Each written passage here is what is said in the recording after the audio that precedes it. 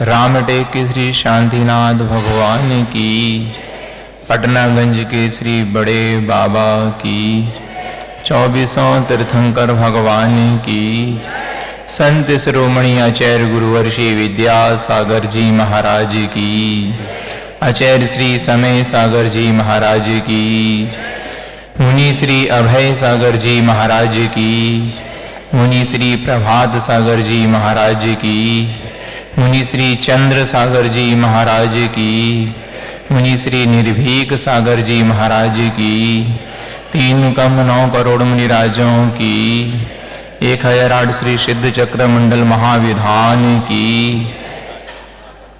परम पूज्य मुनिवर श्री निरही सागर जी महाराज की, ऐलक श्री उद्यम सागर जी गरिष्ठ सागर जी महाराज की जय। जितनी चाबी भरी राम ने उतना ही चलता है खिलौना। विधान की रूपरेखा मात्र 1 सप्ताह पहले बनी और आनन फानन में 2 दिन पूर्व ही पक्का हुआ कि विधान होना है अष्टान का पर्व में। कौन सा विधान होना है? श्री सिद्ध चक्र मंडल महाविधान। अभी तक तो हमने जो भी विधान देखे हैं और उनकी जो पत्रिकाएं छपती हैं या पंचकल्याणक आदि होता है और पत्रिकाएं छपती हैं, अन्य समाज आदि में भी कोई अनुष्ठान होता है, पत्रिका छपती है, तो जो मूल कार्यक्रम होता है उस कार्यक्रम का नाम के बाद एवं कुछ और भी लिखा रहता है। जैसे सिद्ध चक्र मंडल महाविधान एवं विश्व शांति महायज्ञ, तो वो आपके यहां कहीं लिखा नहीं है। लिखा है कहीं? क्योंकि जितनी चाबी भरी उतनी ही बजा। ऐसे ही हुआ क्या? हाँ, कोई बात नहीं। तो आपने यदि इस प्रकार से अगर किया तो विश्व में शांति होगी, और नहीं किया तो कैसे होगी? तो क्या करना चाहिए? एवं विश्व शांति महायज्ञ भी होना चाहिए। अब ये तो बात हुई पत्रिका में लिखने की। इसके आगे की और आप रूपरेखा समझिए। पत्रिका में लिख दिया, उसके बाद विश्व शांति के लिए आपने हवन आदि किया जो महायज्ञ के लिए लिखा है, और भावना भी भाई, लेकिन ऊपर ऊपर से भाई, अंदर से नहीं भाई। जब वो पढ़ते ना, ओम ह्रीं जगत शांति कराय श्री शांतिनाथाय नमः सर्वोपद्रव शांतिम कुरु कुरु, तो माला तो फेर ली। किसी साधु ने नियम दे दिया कि 1 माला फेरना है प्रतिदिन, माला फेरी, लेकिन कैसे? ऊपर ऊपर। अब ऊपर ऊपर फेरी, शाब्दिक फेरी, तो क्या होगा? अंतरंग से नहीं फेरी तो शांति नहीं होने वाली। और आप अपने लिए कोई मांग अलग से करें भी नहीं। क्यों नहीं करें? क्योंकि आप यदि विश्व के अंदर रहते हैं तो आपको शांति मिल ही जाएगी। विश्व के बाहर रहते हो तो नहीं मिलेगी, फिर आपको अलग से अपने लिए मांग करनी पड़ेगी कि हमें शांति पहले मिले, बाद में विश्व को मिले। कितना सरल मंत्र बनाया है विश्व शांति में। आप विश्व की शांति की मांग करेंगे, आपको अपने आप मिल जाएगी, अलग से मांग करने की आवश्यकता नहीं है। तो अब मांगेंगे कि नहीं मांगेंगे? विश्व की शांति की भावना भाएंगे कि नहीं भाएंगे? भाएंगे ना, अंतरंग से, तो फिर आपको मिल जाएगी। एक बार की बात है, एक मुनिराज से एक बालक ने प्रश्न किया। क्या प्रश्न किया? कि हमें प्रथम अभिषेक करने की भावना है, प्रथम शांति धारा करने की भावना है, महापात्र बनने की भावना है किसी भी अनुष्ठान की, तो उसकी क्या होती है? सभी बनना चाहते हैं। तो व्यवस्था के दृष्टिकोण से जो व्यवस्था समिति होती है कार्यक्रम की, वह उसके पात्र की चयन करते हैं। और चयन कैसे करते हैं? कुछ राशि आदि के माध्यम से चयन किया जाता है। तो जब चयन होता है तो उसकी राशि बढ़ती जाती बढ़ती जाती बढ़ती जाती, तो जो ज्यादा से ज्यादा राशि देता वह उस पात्र को प्राप्त कर लेता है। चाहे प्रथम शांति धारा हो, प्रथम अभिषेक हो, चाहे कोई भी हो, जैसे श्रवण बेलगोला आदि का महामस्तक अभिषेक होता है 12 वर्ष में एक बार प्रथम अभिषेक करने के लिए, करोड़ों में चली गई। तो उस बालक ने प्रश्न किया मुनिराज से कि यह हमें करने के भाव हैं, लेकिन हमारी आर्थिक स्थिति अच्छी नहीं है, तो हमें कभी करने मिलेगी कि नहीं मिलेगी? यह उनकी शंका जिज्ञासा आदि है। किसकी?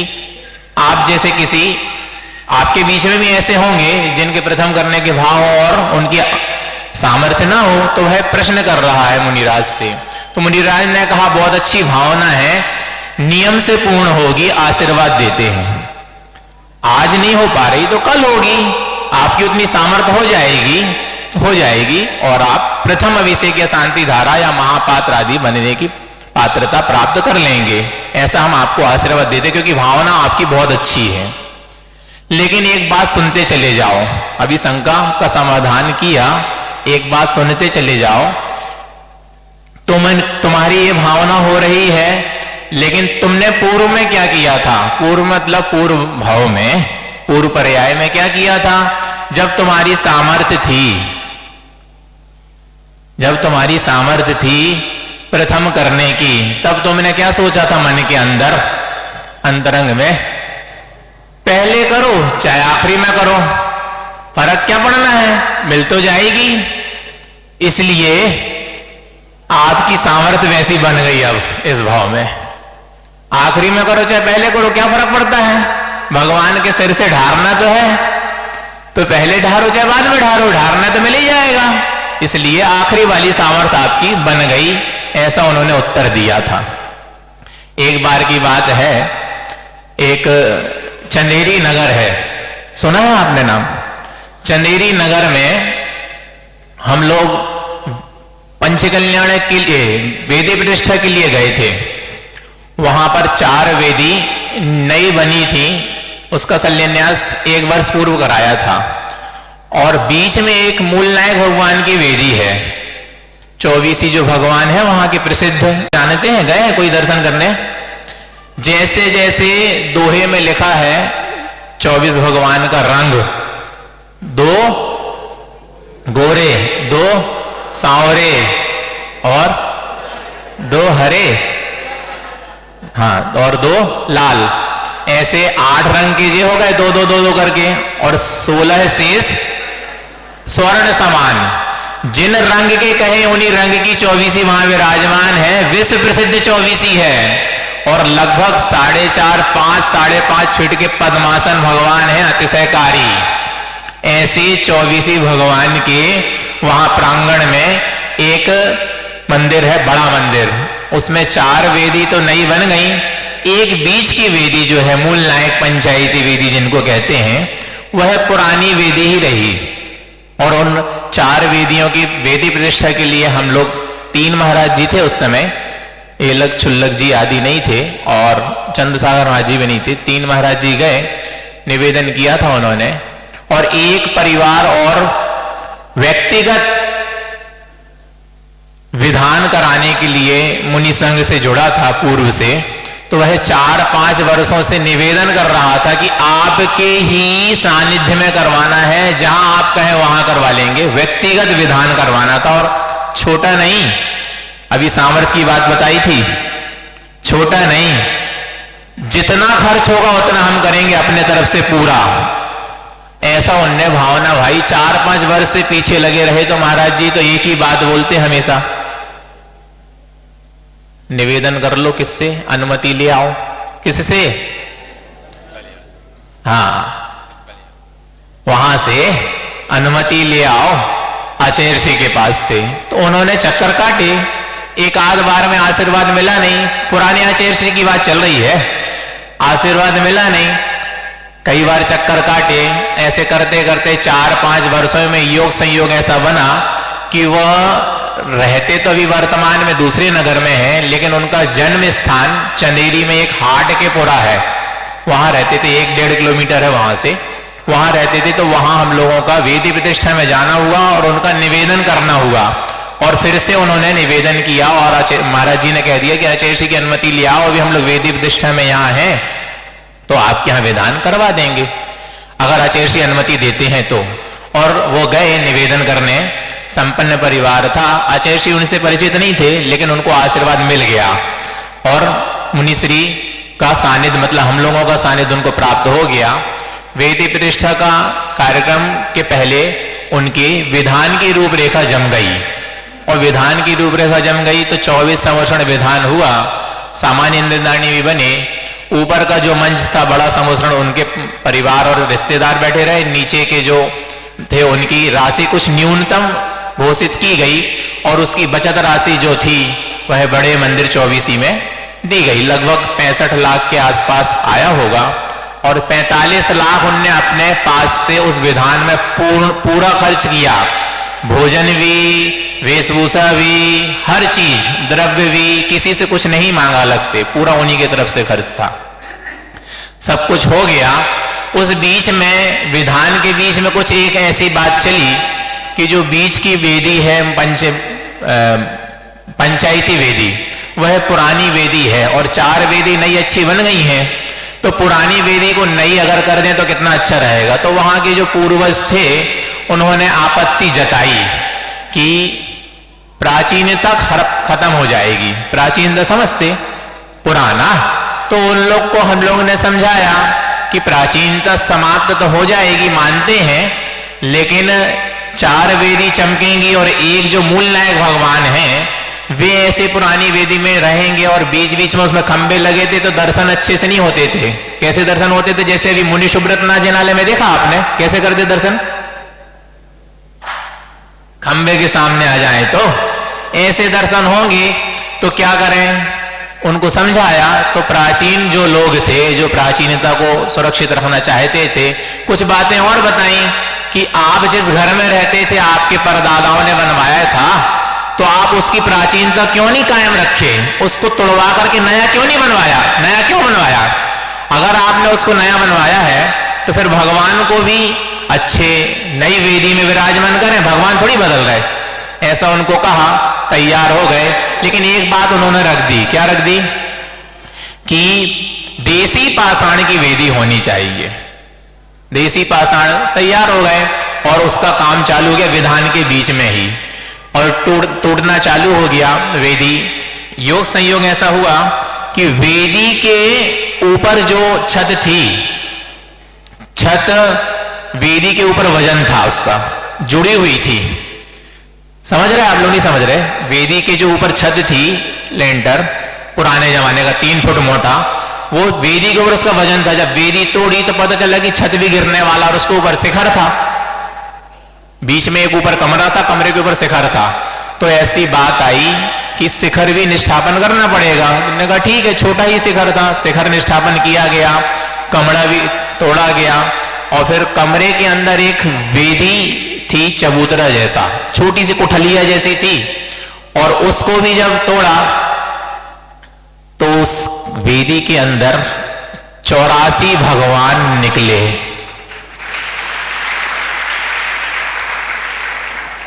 कहीं जमीन के अंदर से निकलते हैं, लेकिन वहां पर अधर से निकले। 84 भगवान विधान के बीच में ही निकले, और चमत्कार जैसा हो गया। तो बताया ही नहीं पहले किसी को। फिर उन भगवान की शुद्धि आदि की, अभिषेक आदि किया, फिर बताया गया। तो उन्होंने अंतरंग से भावना भाई होगी, विधान करते समय अंतरंग से नमस्कार किया होगा, तो उनके यहां चमत्कार हो गया। लेकिन अधिकांश ऐसा देखते हैं, आप लोगों की मानसिकता कैसी होती है? कैसी होती है कि जहां चमत्कार होता है वहां दौड़ लगाते हैं, फिर नमस्कार करते बाद में। लेकिन हम आपसे ऐसा कह रहे हैं कि आप अंतरंग से नमस्कार करो, चमत्कार कैसे नहीं होता है? चमत्कार होता है। आपको कैसे पता चलेगा चमत्कार? आप ऐसा सोचिए कि पूर्व में आप किसी एक व्यसन से लिप्त थे, ऐसा सोच लें। आप सोच लें, नहीं थे, ठीक है, चाहे वो रात्रि भोजन का व्यसन हो, चाहे गुटखा तंबाकू बीड़ी सिगरेट आदि का हो, या और कोई भी हो, ठीक, आप उस व्यसन से लिप्त थे। आपने अंतरंग से नमस्कार किया भगवान को, गुरु को, शास्त्र को, अंतरंग की बात चल रही है, और उनके माध्यम से उपदेश मिल गया, और आपको वह बात लग गई। तो आपके अंदर परिवर्तन करने के भाव हो गए और आपने परिवर्तन कर लिया। हर किसी का इतिहास अपना अपना याद कर लेना। और जब आपने परिवर्तन कर लिया तो आपके अंदर एक अच्छी भावनाएं आ गई और आप सदमार्ग में चल करके सदग्रस्त बन गए, सात्विक विचार, सात्विक आहार आदि हो गया। तो इससे बड़ा चमत्कार और क्या है? क्यों? क्योंकि आपने नमस्कार अंतरंग से किया था, परिवर्तन आया। तो ये चमत्कार नहीं है क्या?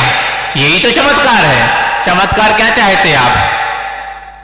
ये सबसे बड़ा चमत्कार है। अपने अंदर जो परिवर्तन आया ये चमत्कार है। ठीक है। परसों के दिन बड़े महाराज जी ने प्रवचन में एक बात कही थी। क्या बात कही थी?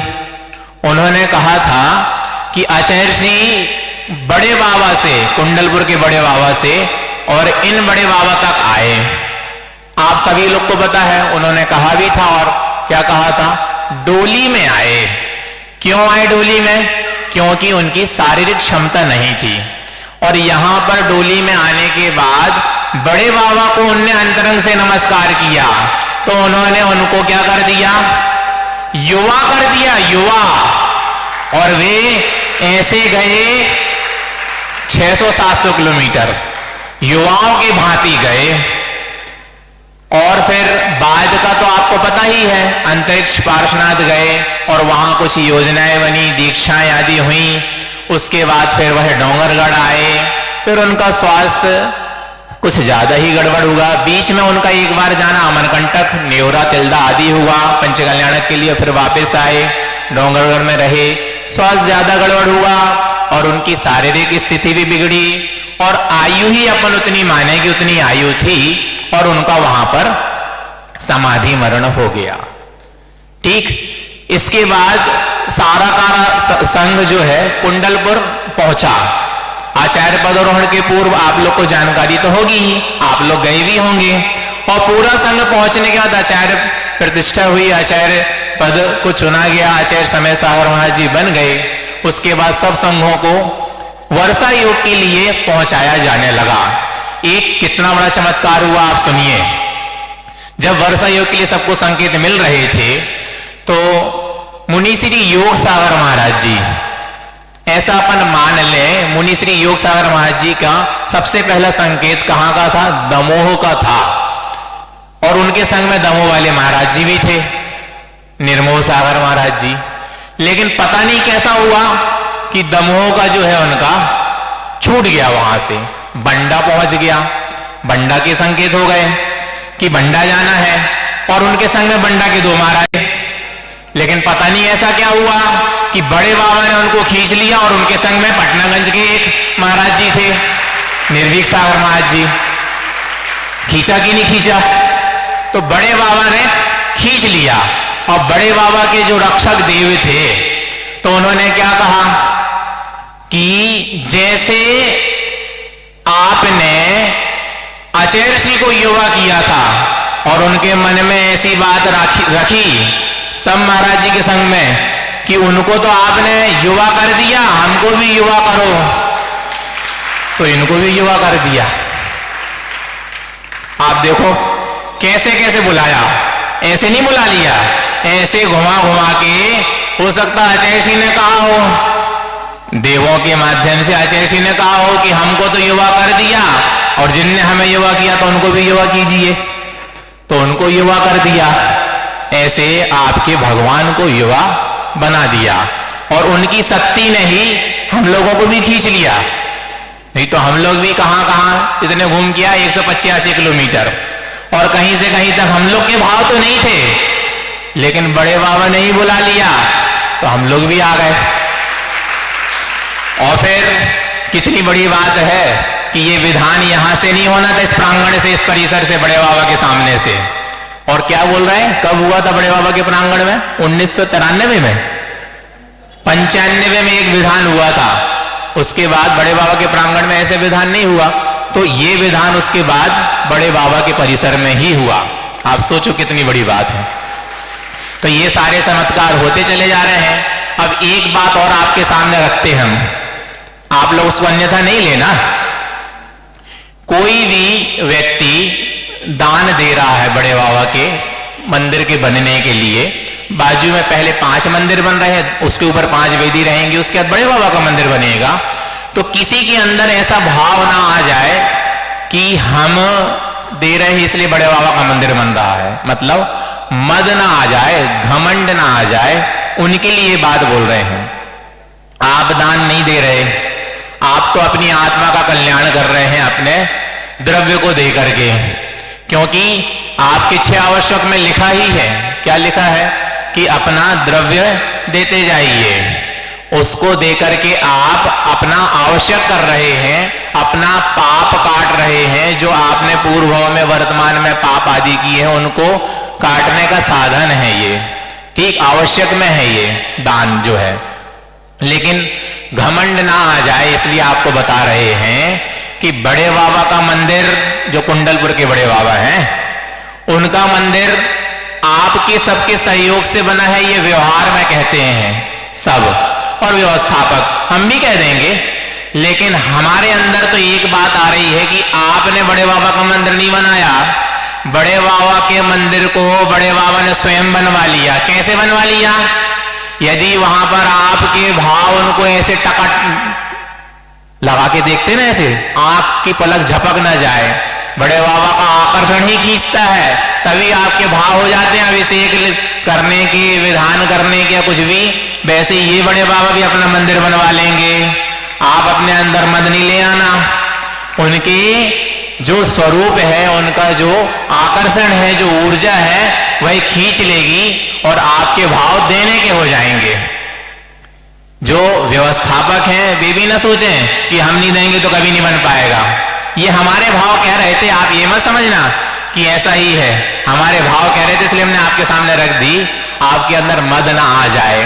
तो चंदेरी में जो मूल नायक वेदी है वह बनने का कार्य प्रारंभ हुआ और मूल नायक वेदी देसी पाषाण से बन गई, और उसके बाद उसके ऊपर 5 वेदियां और बन गई, 5 शिखर बन गए, और उस वेदी में मूल नायक भगवान विराजमान हो गए। और अब वह वेदी देसी पाषाण की इतनी आकर्षण लगती है कि उनके आजू बाजू की 4 वेदी नई तो हैं, भगवान के दर्शन अच्छे तो होते हैं, लेकिन उन भगवान के दर्शन एक अलग से ही होते हैं, जैसे अंदर जाओ तो अपने आप ही वहां से वह खींचते हैं। वैसे इन बड़े बाबा का ही मंदिर शीघ्र ही जल्दी बड़े बाबा का मंदिर बन जाए और वह अपने नए स्थान पर विराजमान हो जाएं, उच्चासन पर विराजमान हो जाएं, ऐसी हमारे आचार्य श्री की भावना थी, वर्तमान में पूरे संघ की भावना है, और आप पूरे पटनागंज के श्रावकों की भावना है। लेकिन हम संघ वाले जो हैं वह पैसे नहीं रखते और देते भी नहीं है और दे भी नहीं पाएंगे, लेकिन आपके पास आप रखते भी हैं और दे भी पाएंगे और देते भी हैं। तो ऐसी हमारी भावना है कि जो जितने कमाता है, कमाते तो हैं ही आप, कमाते ना, नहीं कमाते, दर्शन करने मुनिराज आपके नगर में आते हैं तो आप कम आते हैं। क्यों कम आते हैं? क्योंकि आप कमाते हैं इसलिए कम आ पाते हैं, समय कम होता ना। हंस रहे देखो, एक बार एक महाराज जी ने कहा, श्रावक ने कहा कि महाराज जी आप लगातार 1-1.5 घंटे कैसे बोल लेते बिना देखे? तो उन्होंने कहा, किसने कहा बिना देखे बोलता हूं? आप लोगों के चेहरे पढ़ता जाता हूं डायरियां और बोलता जाता हूं, वैसे हम आपके चेहरे पढ़ते जा रहे और बोलते जा रहे, आप देखते जाते हैं हमारे तरफ, हम पढ़ते जाते बोलते जाते, आप दर्शन करने नहीं आ पाते धर्मशाला आदि में, तो आपके पास समय कम होता है। क्यों? क्योंकि आपके इतने ज्यादा आजीविका के साधन की जो वो रहते ना, व्यापार आदि है, नौकरी आदि है, उसमें व्यस्त रहते हैं, और हो भी कोई दिक्कत नहीं है, लेकिन कम आ पाते हैं, कम आने के कारण कमा लेते हैं, तो कमा लेते हैं तो कमा लो, कोई दिक्कत नहीं है, लेकिन कमाने के बाद जो कमाया है उसका कम से कम 10% यहां पर चरणों में चढ़ा दो, तब जाकर के यह बड़े बाबा का मंदिर शीघ्र आप सोचो 10 वर्ष में तो उसका आधा समय लगेगा, 5 वर्ष में ही बन जाएगा। आप सोचो 5 वर्ष में तो उसका आधा समय 2.5 वर्ष में ही बन जाएगा, कम से कम समय में बन जाएगा। एक बार एक ब्रह्मचारी जी बड़े मतलब आचार्य श्री जी को एक वो सुना रहे थे, मोबाइल में रहता ना टॉप 10 पूरे विश्व के या भारत के 10 विशेष मंदिरों की आय। तो उन्होंने बताया वार्षिक आय 500 करोड़, एक वर्ष की वार्षिक आय दान के माध्यम से 500 करोड़। वो टॉप 10 मंदिरों के नाम बता दिए जो प्रसिद्ध प्रसिद्ध सुने हैं आपने। ऐसे हिंदू मंदिर की बात चल रही है तो वहां पे इतना देते हैं बड़े बड़े लोग, नाम नहीं होता वहां, ऐसी गड्डी गड्डी नीचे से डाल देते हैं, वहां एक गड्ढा बना रहता है उसमें डाले आते हैं। क्यों डाल देते हैं? उनकी आस्था उन मंदिरों से जुड़ी होगी। आपकी आस्था कहां जुड़ी? नहीं जुड़ी। यहां जुड़ी कि नहीं जुड़ी? तो गुप्त दान नहीं होता, जैसे ऐसे गड्ढे गड्ढे डाल के आ जाते हैं, वैसे भी आप चाहे तो डाल सकते हैं। क्योंकि कई लोगों की ऐसी बात होती है कि हमारे घर के जो बड़े होते हैं वो क्या करते हैं, कछु नहीं देने, वो अंतराय डाल देते हैं। नाम होता है तो अंतराय होता है, नाम नहीं चाहिए आपको तो चुपचाप दे दो नीचे से और बड़े बाबा का मंदिर जल्दी बन जाएगा। इतना ही पर्याप्त। हिंसा परमो धर्म की